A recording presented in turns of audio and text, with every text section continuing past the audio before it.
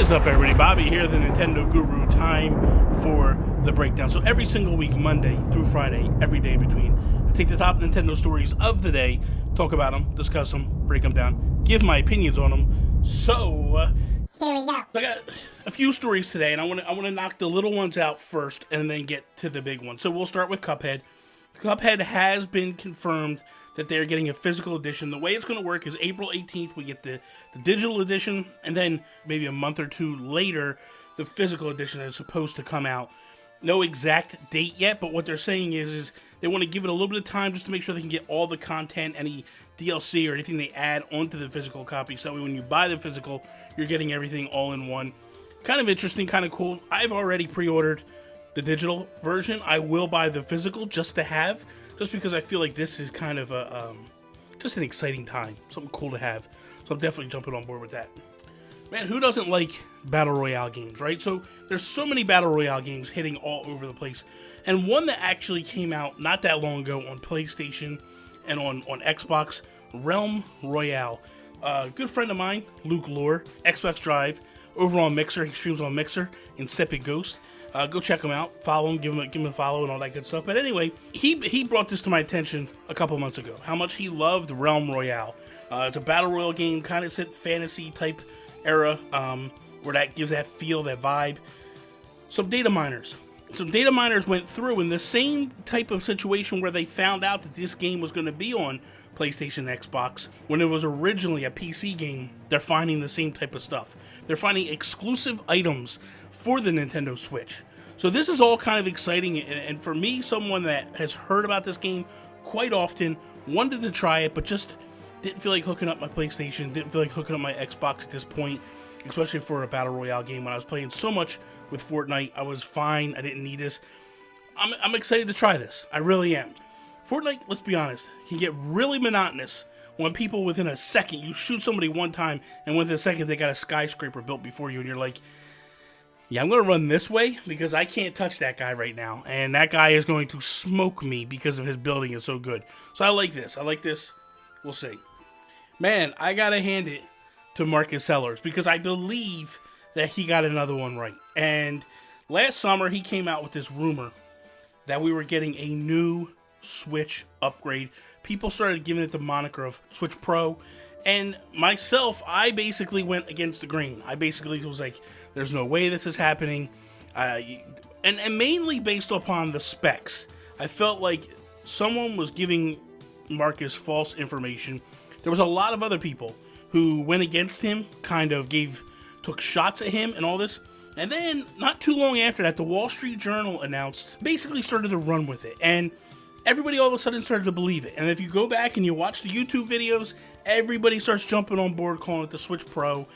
Again, I felt like Marcus nailed this. We go from the Switch Pro, right? And then recently it switched. No pun intended. It shifted, right? And we go to the point where it's like, okay, we're now getting a lesser version of the Switch. We're going to get a more, I don't want to say dumbed down, a more cost-effective version. Some things that are going to be taken away from it, a smaller model, all that stuff. Basically to try to get the casual fans to jump in on the Switch.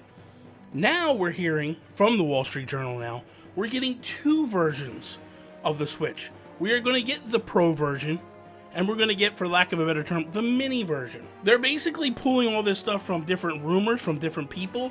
Apparently Sharp is offering to work on some technology for the lesser model. To me, I find it crazy to think we might get two models. I was on board and thinking like, we'll definitely get one, but I do like this tactic. I really do.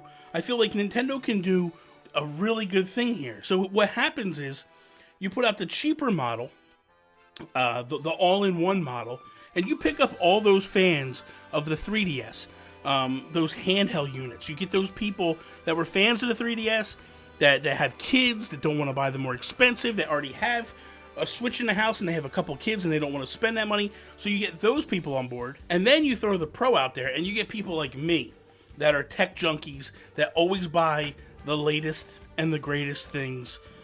For those that are sitting there going like, nobody's going to do it, guess what? Apple bets you every single 6 months that people are going to go on board and buy a bunch of phones And 9 times out of 10 they do. To the point where the iPhone's gotten up to almost $1,000 and people are still upgrading. So there is a market out there for this. And if the tech warrants it, people will jump on board. If you're telling me that we're going to get a Switch that is up to snuff with a PS4 or an Xbox One, not the Pro, not the X, but something gets closer to the lesser models that Xbox and PlayStation have out, I really feel like you're gonna have a lot of people like me jumping on board. So much so that I've already decided, like, I read the article, I'm like, if they put out a Switch Pro, day one purchase for me. I am a Nintendo fan through and through, and I've always done that. I've always felt like when they do this next iteration, I am jumping on board no matter what. So I've always felt since the minute that they announced this thing, we would essentially get upgrades. I've talked about it numerous times to nauseum. I don't want to go back down that track and explain that whole process because you guys are tired of hearing me saying it. But at the end of the day, I think this is a good idea. I think you eliminate the SKU that is right now, the Switch that it is, and then you give people the options to upgrade and buy the new, more powerful one, or if you don't want to spend that kind of money, you get the lesser one. Still can play games like the regular Switch, still can do everything that the Switch can do. It's just an all-in-one. You don't have detachable Joy-Cons, everything's all together. They're saying it, they're comparing it to the Vita. They're saying something very similar to the Vita, all-in-one unit, PSP, something like that. I like this, I really do. So the first thing I want to do is I want to tip my cap, Marcus Sellars. Looks like you got another one right.